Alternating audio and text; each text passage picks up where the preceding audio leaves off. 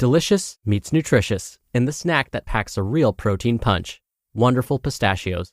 Each 1-ounce serving of Wonderful Pistachios has 6 grams of protein, giving you over 10% of your daily value and making Wonderful Pistachios one of the highest protein nuts. But perhaps more than that, I love all of the flavors they have. Their sea salt and vinegar ones are my favorite when I'm craving that flavor but want to keep it healthy. But that's just the tip of the iceberg. Wonderful Pistachios come in a variety of flavors, like chili roasted, honey roasted, smoky barbecue, and jalapeno lime, perfect for enjoying with family and friends or taking them with you on the go. Whether you're a pistachio purist who loves cracking open every nut, or you prefer the convenience of no-shells pistachios, Wonderful Pistachios has got you covered. Grab Wonderful Pistachios and elevate your snacking game today. So fill up with a healthy snack when hunger strikes. Visit wonderfulpistachios.com to learn more. That's wonderfulpistachios.com. This is Optimal Health Daily, episode 2598. 4 Things Simplifying Has Taught Me About Gratitude by Lisa Avellan with SimplyFiercely.com. And I'm Dr. Neil. Welcome to another Sunday bonus episode. This is where I share an episode from another podcast in our network. And today's post is coming from my brother's podcast, Optimal Living Daily. You can find that podcast wherever you're hearing this. So with that, here's my brother Justin as we optimize your life. 4 Things Simplifying Has Taught Me About Gratitude by Lisa Avellan with SimplyFiercely.com. Starting out, I didn't expect gratitude to become a large part of my simplifying message. I was focused on getting rid of clutter and saying no to more events and saying yes to my family and self-care. I wanted a simple life in which I could enjoy more space, more time, more money, and more experiences. It's pretty close to what I'd guess most want when simplifying life. I just didn't count on what would come next. Sometimes simplifying gets messy. There's a hard truth about simple living. It's not always simple. It's making difficult decisions and protecting what's most important when those around you might not understand. In those early months, I wasn't sure if it was worth it. Was the negative space in my life going to produce something of value? Would my kids miss out of something? Is taking so much out of our lives traumatizing them in some deep psychological way? I'm happy to report that I don't worry about those things much anymore. In fact, I can deny that any of those concerns are valid, because what started welling up in my soul soon after those doubts was a gratitude that seemed new somehow, like I had tapped into a new well of thanksgiving, which transformed how I viewed my new, simple life. Letting go of so many things, physical and emotional, laid bare the things I cared for most.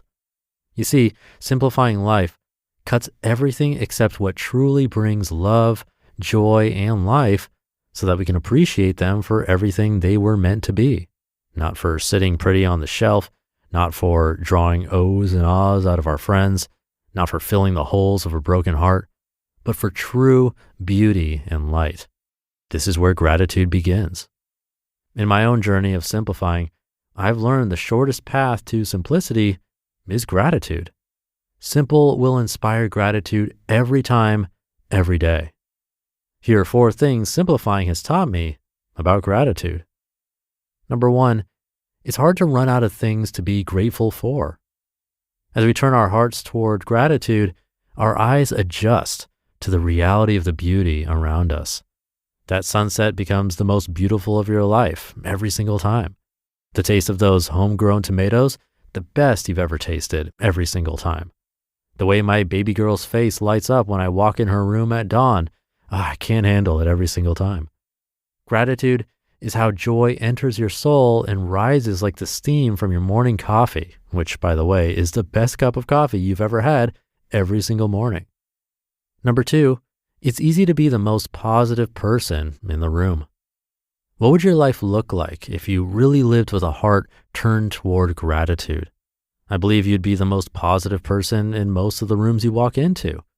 Because to see the world with the eyes of gratitude is to see the goodness, kindness, and beauty above all the things that keep everyone else preoccupied.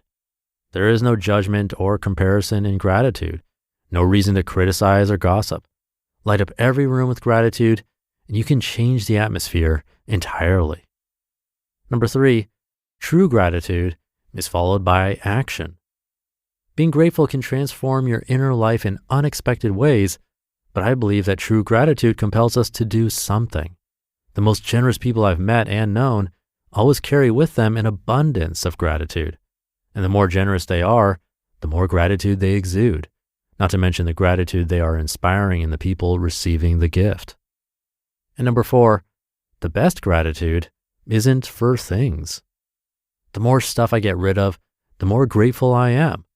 I'm very grateful for the physical things I own, the necessities and the unnecessities, but oh, how my heart overflows for the intangible. The laughter of my husband and kids, the tender hug of a friend when my heart aches, the beautiful words I hear when my parents tell me they are proud of me.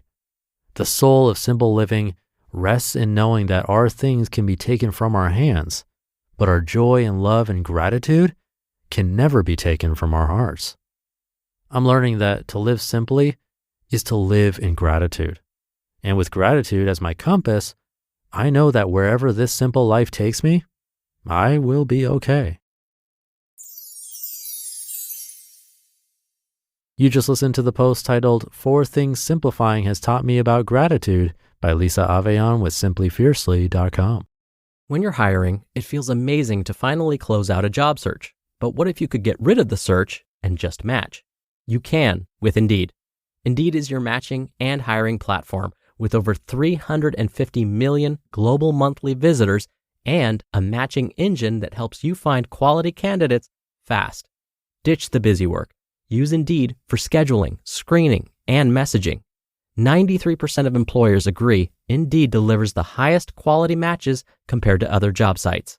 One of the things I love about Indeed is that it filters out incompatible applicants. So when you're hiring, the process is much faster and you only have to consider applicants that are already likely to be a great fit. And listeners of this show will get a $75 sponsored job credit to get your jobs more visibility at Indeed.com/health. Just go to Indeed.com/health right now and support our show by saying you heard about Indeed on this podcast. Indeed.com/health. Terms and conditions apply. Need to hire? You need Indeed. Thank you to Lisa. I did one of the popular gratitude books that was greatly reviewed. I managed to do it every single night for however many pages it is. I don't remember, but I'd be surprised if it was less than 6 months. The first thing I'll say is that I don't recommend the book. And hear me out on this. The idea of the book is fine. Gratitude journals or gratitude in general has been proven to help our moods and outlook. That's great. But the book itself, I'm not so sure that investment was worth it. Every page is the same except the quote at the top. I don't know, I guess I expected a bit more when buying a book. I believe it was 3 prompts, the same prompts every day.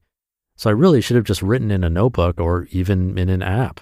For this kind of stuff, I do prefer writing, so a notebook would do, and that's a very small investment for something quite powerful. So when I was doing it daily, or nightly, I should say, as Lisa said in number 1, you don't really run out of things to be grateful for. You can go from simply grateful for being alive to the pen you're writing with. Basically every object in your home you should be grateful for, right? But also, as she said, it's not about things necessarily, but the things we can't touch too. Positive thoughts, memories, abilities, you name it. It really never ends. We just have to think outside of the box sometimes. It's not a tough challenge, but if you have it in you and can remember to do it, try even just thinking about one thing you're grateful for before going to bed tonight and see if you can remember to do it tomorrow too. A little gratitude really does go a long way. And of course, I'm grateful for you being here. I talked about that enough in the ending of yesterday's episode, so I'll leave it there. Have a great rest of your day and night. Don't forget about my little gratitude challenge to you. And I'll be back tomorrow where your optimal life awaits.